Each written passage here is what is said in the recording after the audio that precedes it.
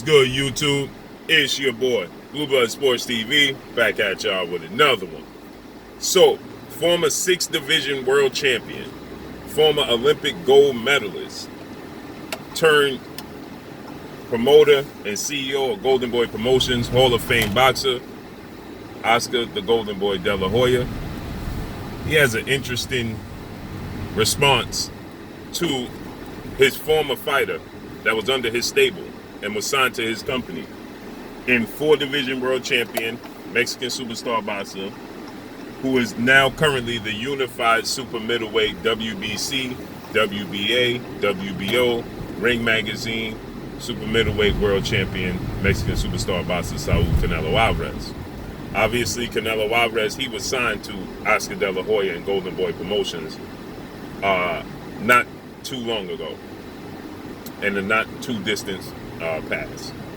And Oscar De La Hoya, he took to social media and he responded to Canelo Alvarez teaching children technique and boxing lessons. And Oscar De La Hoya, well, he responded and he said he shouldn't be teaching anybody anything because he does everything all wrong. Now, we know Canelo Alvarez, he tried to petition when two-time undefeated super middleweight Mexican superstar world champion boxer David Benavidez, he lost the WBC title on the scale, and immediately Canelo Alvarez, he petitioned the WBC to face Avni Yildirim, who was a former sparring partner of Canelo Alvarez, to face off against each other for that vacant WBC title. Golden Boy Promotions and Oscar De La Hoya, well, they did not want to put up big amounts of money to have him fight a caliber of fighter, a low-level caliber of fighter of Avni Yildirim for a vacant WBC title, when he could have just fought and petitioned to fight David Benavidez himself in a big fight and earned the $30 million. Because, see, Canelo Alvarez, he got a guaranteed purse of, $30 million, $25 to $30 million a fight. And Oscar De La Hoya, well, they had a deal with the new platform in which they showcased their fighters on the DAZN streaming app. And DAZN guaranteed this. They paid out, that big contract, $350 million contract for Canelo Alvarez for 6 fights. And he was getting guaranteed purses. So Oscar De La Hoya and Golden Boy Promotions, according to Oscar De La Hoya, they were tired of Canelo Alvarez fighting low-level opposition and getting this large sum of guaranteed money. So they were unwilling to, allow this to be sanctioned. They didn't want this to go through. And so with that said, the DAZN turned down the option for Canelo Alvarez to face him as well. Then Canelo Alvarez, he had enough because he felt like Oscar De La Hoya, Golden Boy Promotions, they wasn't doing right by him to begin with. He didn't like the wording in his contract, and he petitioned to get out of his contract with Oscar De La Hoya, Golden Boy Promotions. And he was successful, okay?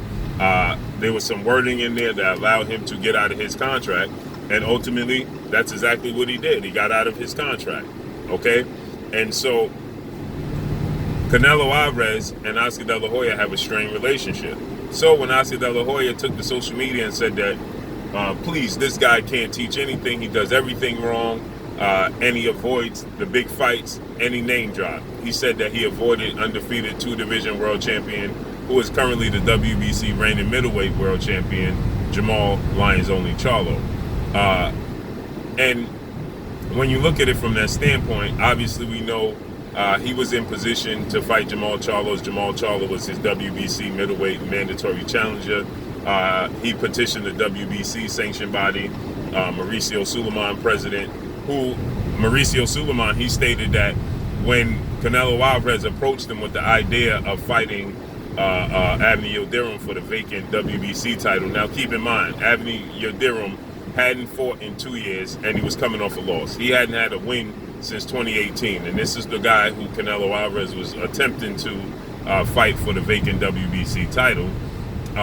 When Oscar De La Hoya in the DAZN was like, they're not going to, allow that to take place for $30 million. So fast forward, the WBC, they stated that Canelo Alvarez also petitioned them to be franchised, so he didn't have to face his mandatory challenger in Jamal Charlo. So when Oscar De La Hoya, he put it out there that, Jamal Charlo, was an option, and Canelo Alvarez turned it down. Well, we understand that, and we can see that, the writing on the wall. He also turned down the opportunity to fight Demetrius Andrade, as he stated he wanted to be undisputed at middleweight and wanted to be the first Mexican undisputed middleweight in the history of sport of boxing, and to hold all 4 major sanction bodies in the middleweight division. His story, 2 times over. He beat Gennady Triple G Golovkin, who was the reigning unified middleweight world champion. And it was pulling teeth, according to reports, to get him to accept the fight with Gennady Golovkin. As we saw when the WBC, they ordered that he fight Gennady Golovkin, and he dropped the belt. He was not happy. He said he wasn't going to represent their sanction bodies because essentially, they backdoored him by putting him in position to have to fight Triple G. So he has a history of, not wanting to fight the big fights, right? He wanted to travel the path of least resistance, okay? This is no secret. And he ended up having to fight Triple G. It ended in a draw the first fight. Second fight, he got the victory. But remember, the second fight was voided due to the fact that he had tested positive for Nadren for a banned substance on the VIDALIST, and so he wasn't happy about that because he said that the clenbuterol levels that he tested positive for was in the Mexican meat that he digested. And so the WBC, what they do? Well, they conform to him, right? They up the levels of clenbuterol that's allowed in the system before it's illegal. So we know that, okay?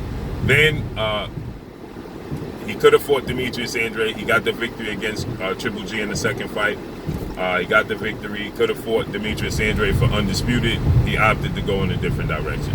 So we know Oscar De La Hoya is not making things up. Oscar De La Hoya is just now putting it out there because Oscar De La Hoya is salty that his cash cow is no longer under his promotional banner, and that's a lot of money that went out the front door. Okay, walked right out the front door, and Oscar De La Hoya, well, he's not happy about that. So is Oscar De La Hoya wrong in what he's saying? No, he's wrong in why he's saying it.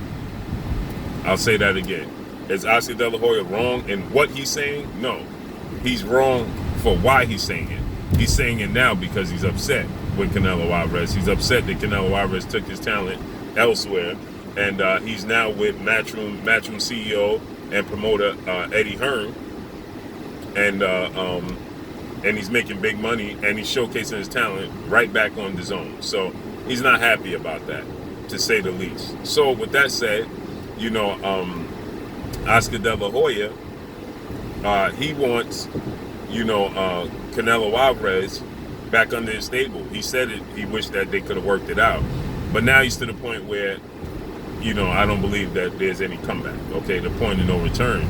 Well, Oscar De La Hoya took to his social media now. Canelo Alvarez, he went off. They went back and forth via social media. They let each other have it. And then, with that said, Oscar De La Hoya today, he tells Canelo Alvarez to keep his mouth shut because he's making a comeback. So he showed that he was training. He said he's making a comeback, and he tells Canelo Alvarez to keep his mouth shut, essentially, because he'll knock him out. He said, enough with all that talking you're doing, it'll get you knocked out. Now, I will say this. In Oscar De La Hoya's prime, I would pick Oscar De La Hoya to beat Canelo Alvarez. He's bigger than Canelo Alvarez. He's more mobile than Canelo Alvarez.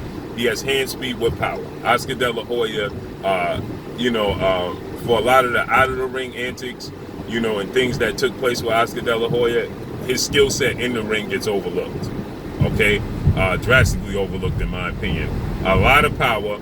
Oscar De La Hoya was very technically sound. He's very big. Oscar De La Hoya is 5'11" with a 74-inch arm reach. Okay, so he's just as big as Jamal Charlo and Jamel Charlo.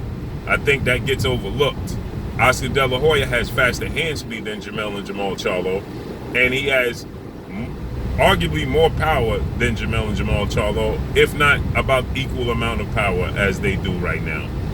Oscar De La Hoya was very mobile on his feet, and he's very technically sound, and he could take a punch. So with that said, Oscar De La Hoya, I would favor him with a distinct size advantage over Canelo Alvarez, and Oscar De La Hoya was a dog, okay? And he had faster hands, faster reflexes than Canelo Alvarez, and he's bigger than Canelo Alvarez. That's in his prime. This version of Oscar De La Hoya that's 47 years old, if he gets in there with Canelo Alvarez, you thought the damage that 8-division legendary iconic Filipino superstar boxer Manny Pacquiao inflicted on Oscar De La Hoya in his last professional fight was bad. If he gets in there with Canelo Alvarez, he's not going to be mobile. He still will have the hand speed. He'll still have somewhat respectable reflexes. Power is obviously the last thing to go, but endurance would play a major part. And Oscar De La Hoya would not be able to withstand what Canelo Alvarez dishing out. And I believe he would get knocked out because Oscar De La Hoya, his bravado, his machismo, to say the least, would see him stand in the pocket because he want to trade with Canelo, and it would see Oscar De La Hoya get brutally knocked out, in my opinion. Now, he has the experience, but Oscar De La Hoya, just like a lot of fighters, he can't help himself. He has that inner dog. He will want to trade. He will want to fight, and it will see him get knocked out. But it's entertaining. But that's all I got for y'all, man. Make sure you hit the like button. Drop a comment in the comment section. Let me know what y'all think. Y'all already know what it is. It's your boy Blue Blood Sports TV. Hate, like, comment, and subscribe. You haven't subscribed, hit the subscribe button, hit the like button, hit the bell icon to get all the new notifications. Follow me on Instagram at Blue Blood Sports TV, all one word. Y'all already know what it is. Shouts out to the entire LDBC. Shouts out to New Media. Shouts out to Black Media Row. Make sure you like and share these videos. That's all I got for y'all. Peace.